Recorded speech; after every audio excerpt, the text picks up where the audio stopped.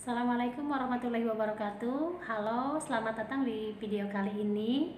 Di video kali ini saya akan membahas tentang stres, bagaimana cara menilai stres atau tidaknya kita, apakah kita kebal atau tidak terhadap stres, dan bagaimana cara beradaptasinya kita terhadap stres itu.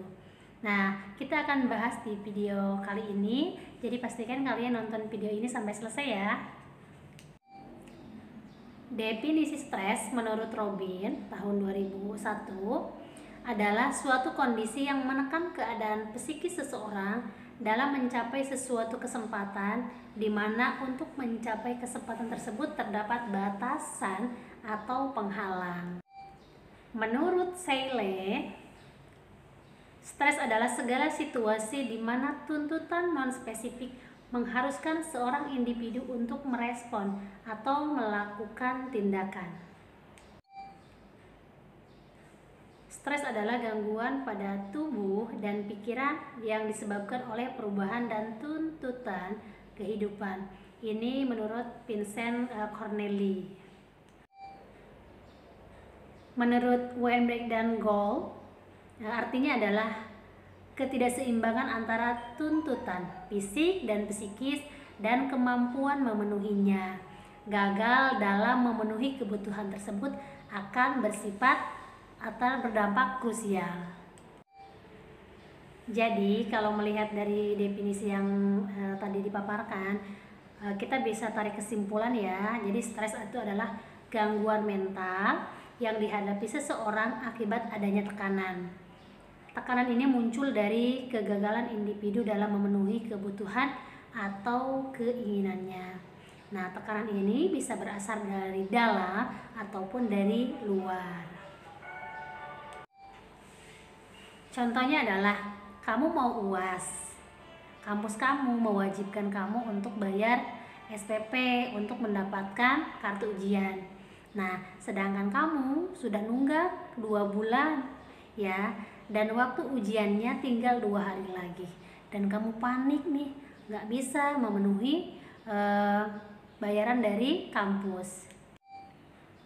Maka kamu bingung dan cemas, harus ngapain sih saya gitu ya. Nah, kalau dilihat dari kasus yang tadi, nah kebutuhannya adalah apa? Melunasi SPP. Nah, sementara kamu tidak mampu melunasinya.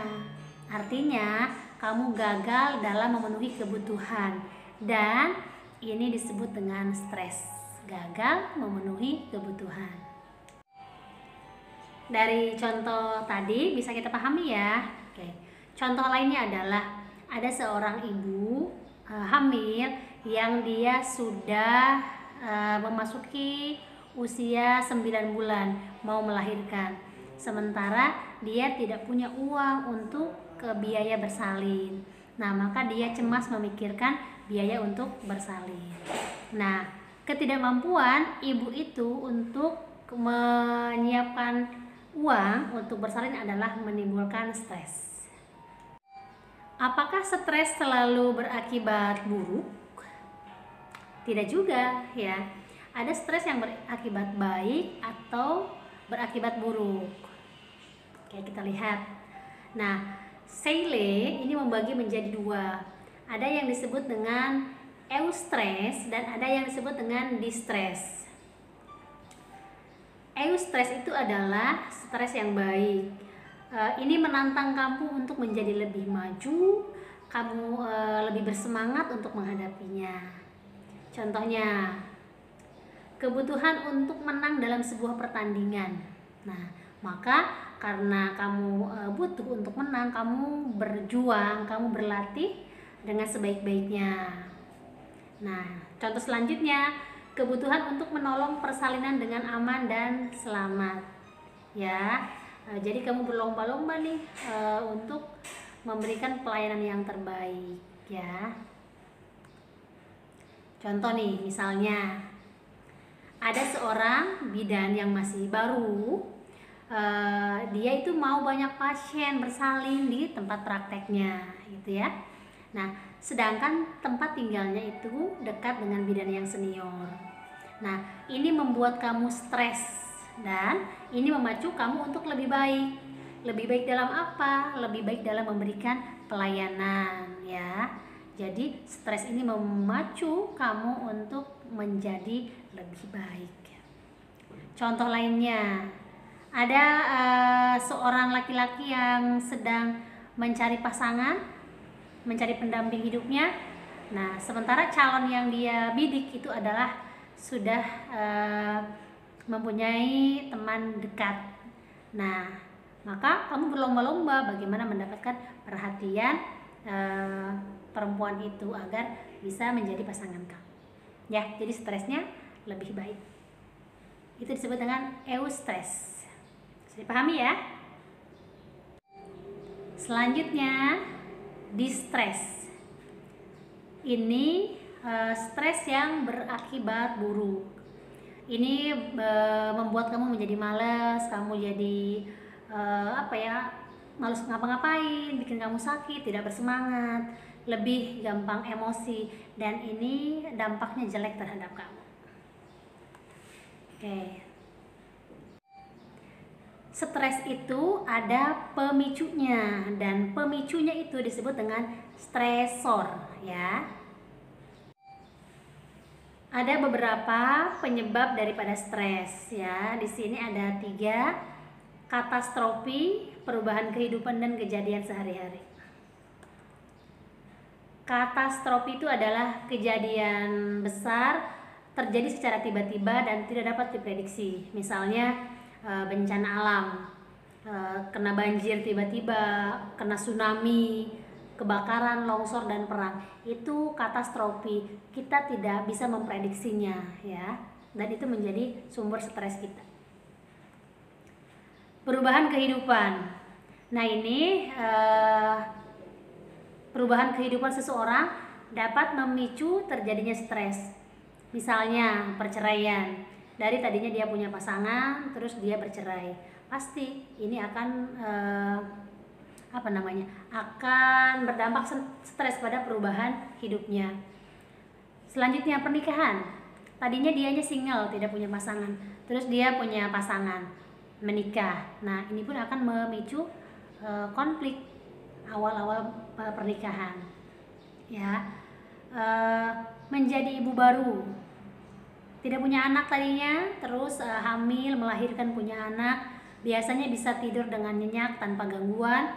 Sekarang sudah punya anak, setiap malam begadang, harus nyusuin, ya. Nah, itu pun bisa menyebabkan kalian menjadi stres. Kematian orang yang dicintai, ini sudah jelas ya. Kalau kita kehilangan orang yang kita cintai, kita sangat merasa terpukul dan stres. Dan kehilangan pekerjaan. Selanjutnya, kejadian sehari-hari. Nah, di sini kejadian sehari-hari banyak yang membuat kita stres. Contohnya, kita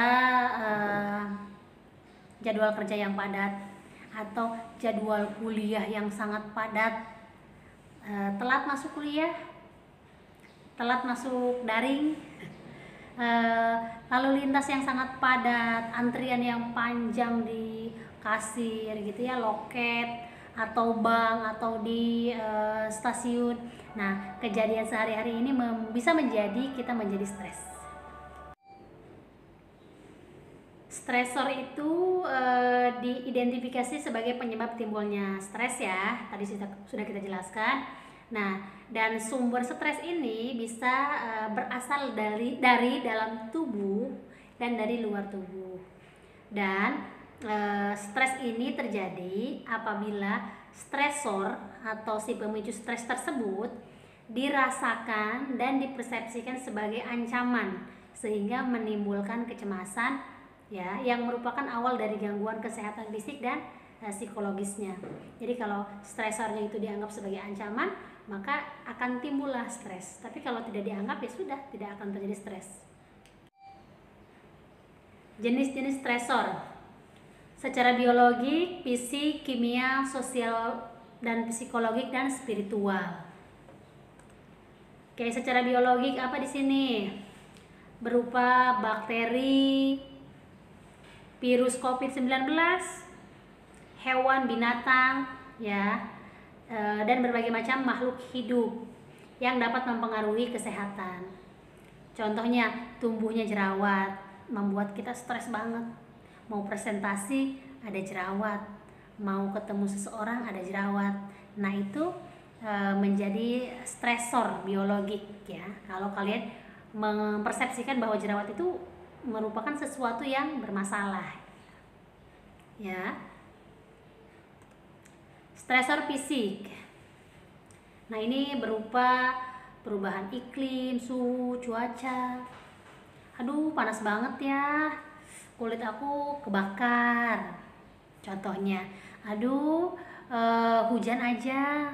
Cucian udah banyak banget nih, aku stres nih nggak punya baju. Nah, dan sebagainya ya di sini. Stresor kimia. Nah, di sini berasal dari dalam tubuh dan luar tubuh. Kalau dari dalam tubuh itu bisa serum darah kita, glukosa kita gitu ya. Nah, kalau dari luar bisa alkohol, nikotin, kafein dan lain-lain. Ya, polusi udara, gas beracun. Nah, di lingkungan sekitarnya, nah itu mungkin bisa menjadi stresor. Kalau tadi gula darahnya lagi meningkat nih gitu, dan lain-lain. Nah, itu bisa menjadi stresor juga bagi manusia. Stresor sosial dan psikologik. Nah, ini contohnya rasa tidak puas terhadap diri sendiri, terus kekejaman, rendah diri, emosi yang negatif, dan kehamilan yang tidak diinginkan bisa.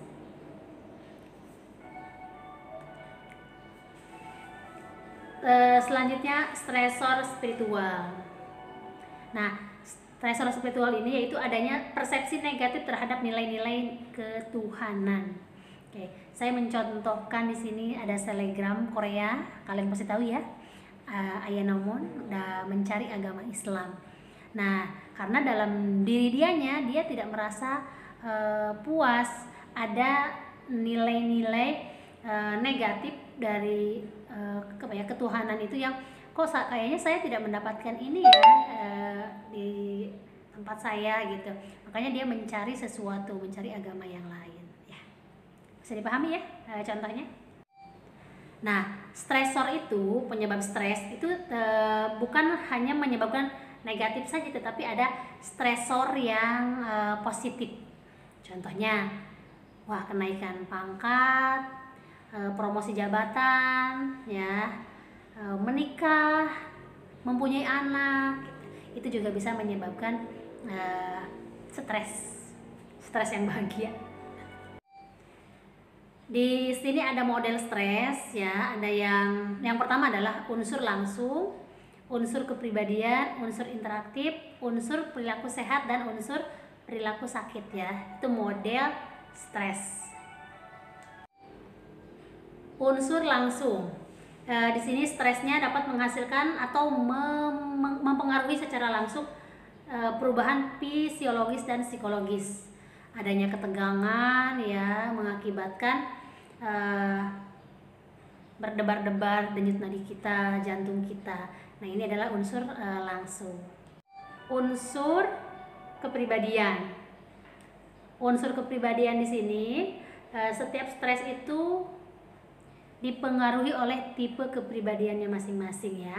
Ada yang dia mendapatkan stres yang sama, tetapi respon dia berbeda dengan orang yang satunya. Ya, tergantung kepribadian dianya masing-masing. Unsur interaktif. Nah, di sini stres ini dapat menyebabkan menurunnya kekebalan tubuh sehingga tubuh menjadi mudah terganggu, baik biologisnya maupun psikologisnya. Karena proses ini adanya interaksi antara faktor dari luar dan faktor dari dalam untuk mempertahankan keseimbangan tubuhnya. Contohnya, secara biologis dia punya jerawat nih di muka gitu ya. Nah, itu kan dari dalam ya, dari dalam. Atau dia punya tompel gitu ya, tanda yang yang hitam itu. Nah, itu dari dalam kan, dia merasa kurang pede. Nah, secara dari luar pun orang mengejek dia atau mengolok-olok dia. Nah, disitulah adanya unsur interaktif antara faktor dari dalam dan faktor dari luar. Itu bisa menjadi stres ya. Unsur perilaku sehat. Stres dapat secara tidak langsung mempengaruhi kesakitan. Ya, jadi stres itu secara tidak langsung dapat mempengaruhi kesakitan. Nah, akan tetapi dapat mengubah perilaku terlebih dahulu. Contohnya apa? Lebih meningkat konsumsi alkohol karena stres, lebih banyak merokok karena stres gitu ya, atau minum-minuman atau makan yang sangat pedas sekali gitu karena dia stres. Nah, itu lama-lama akan mempengaruhi terhadap kesehatannya. Selanjutnya unsur perilaku sakit. Nah, stres di sini dapat mempengaruhi secara langsung terhadap kesakitan tanpa menyebabkan penyakit yang ditujukan. Adanya perilaku sakit seperti mencari bantuan pengobatan. Jadi stres di sini tuh nggak kelihatan, tapi ada orang itu mencari pengobatan, jadi kelihatan dari situ. Jadi itu adalah unsur perilaku sakit. Nggak kelihatan sih, tapi dia mencari pengobatan gitu ya. Faktor yang mempengaruhi stres ada 5. Ya, di sini kemampuan memperkirakan, kontrol atas jangka waktu, evaluasi kognitif, perasaan mampu, dan dukungan masyarakat. Nah, kemampuan memperkirakan. Contoh ya, kamu sudah tahu jadwal UAS ya. Oh, jadwal UAS itu tanggal berapa? Tanggal 10 Agustus atau tanggal 21 Desember. Nah, maka kamu akan tahu nih, kamu akan stres tuh di tanggal-tanggal sebelum tanggal UAS. Itu ya. Terus ibu hamil yang sudah tahu hari perkiraan lahir atau HPL. Nah, ibu itu pasti sudah mampu memperkirakan, oh nanti saya akan lahiran di tanggal segini, maka stresnya bisa dikendalikan. Atau jatuh tempo cicilan motor, cicilan mobil, kita sudah tahu tuh jatuh temponya, maka kita akan mempengaruhi gitu ya, bisa memperkirakan kapan stres itu. Kontrol atas jangka waktu.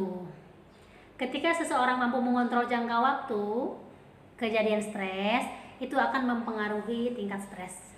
Contoh, menyusui selama 2 tahun.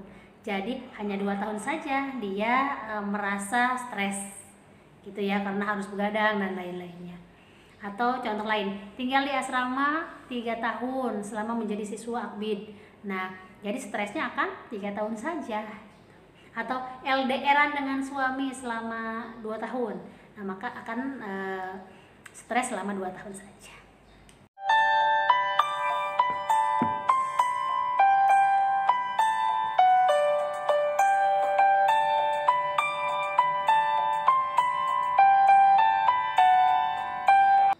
Tahapan stres. Tahapan pertama itu tahapan yang paling ringan ya, ditandai dengan adanya semangat yang besar dalam bekerja ya, semangatnya besar, penglihatannya tajam, tidak seperti pada umumnya merasa mampu mengerjakan semuanya. Pokoknya tenang aja, saya bisa semuanya. Itu adalah tahapan pertama, merasa mampu. Tahapan kedua, dia sudah memiliki perasaan letih sewaktu bangun pagi dan yang semestinya segar, tapi dia merasa letih pada saat bangun pagi. Terasa lelah, sudah makan siang, cepat lelah menjelang sore gitu ya, sering mengeluh dan ototnya menjadi tegang dan tidak santai. Nah, itu adalah tahap kedua daripada stres. Cek ya, kalian masuk tahap keberapa? Tahap ketiga, udah mulai gastritis ya, sakit lambung, buang air besar tidak teratur, ketegangan otot, nah perasaan tidak tenang. Pokoknya segala macam yang ada di slide ini itu adalah sudah masuk ke dalam ke tahap ketiga. Tahap keempat, di sini segala aktivitas yang menyenangkan menurut kalian ternyata itu sudah sangat membosankan ya. Jadi pokoknya sudah tidak enak aja gitu ya. Tahap kelima di sini ditandai dengan kelelahan fisik yang mendalam, tidak mampu menyelesaikan banyak pekerjaan. Tahap keenam ini adalah puncaknya ya, jadi dia sudah panik dan lain-lain dan sampai menyebabkan kolaps atau pingsan. Cara menilai stres itu kita bisa melakukan dengan skala Holmes. Sedangkan untuk mengetahui kekebalan itu kita menggunakan skala Miller dan Smith ya. Ini skala Holmes ya. Ada 36 kegiatan. Ada poin-poinnya di situ. Ya, nanti kalian jumlahkan. Kalau skornya itu di atas 300 dalam kurun waktu 1 tahun berarti kalian menunjukkan gejala stres. Tapi kalau kurang dari 300 berarti belum menunjukkan gejala stres. Untuk mengetahui kekebalan terhadap stres, kalian bisa menggunakan skala Miller dan Smith.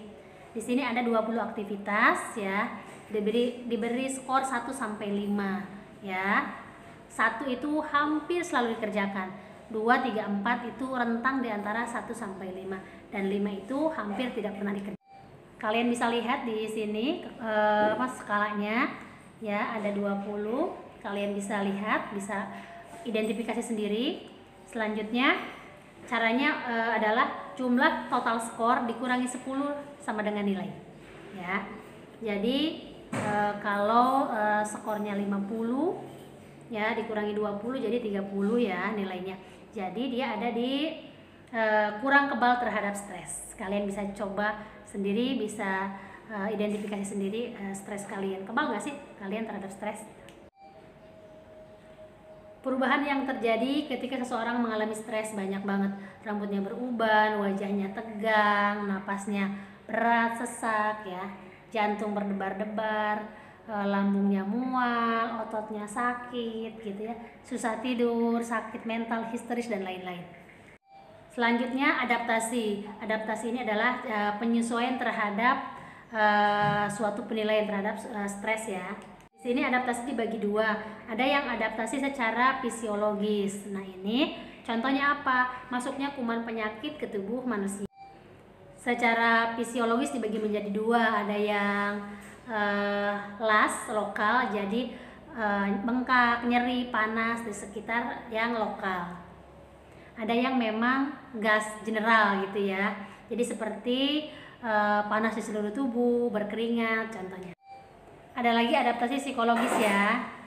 Nah, jadi penyesuaiannya secara psikologis. Manajemen stres ya adalah upaya untuk mengelola stres dengan baik untuk mencegah stres agar tidak sampai ke tahap paling berat. Dengan cara apa manajemennya itu? Dengan cara diet dan nutrisi, terus istirahat ya dan tidur, dengan cara olahraga dan latihan teratur, berhenti merokok, tidak mengkonsumsi minuman keras, pengaturan berat badan ya, pengaturan waktu, terapi psikofarmaka dengan obat-obatan ya, terus terapi somatik tergantung dengan gangguan yang dialami.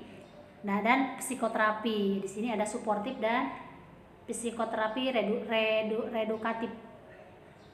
Ya, kalau di sini dengan cara motivasi atau dukungan, dan yang redukatif adalah dengan pendidikan secara berulang.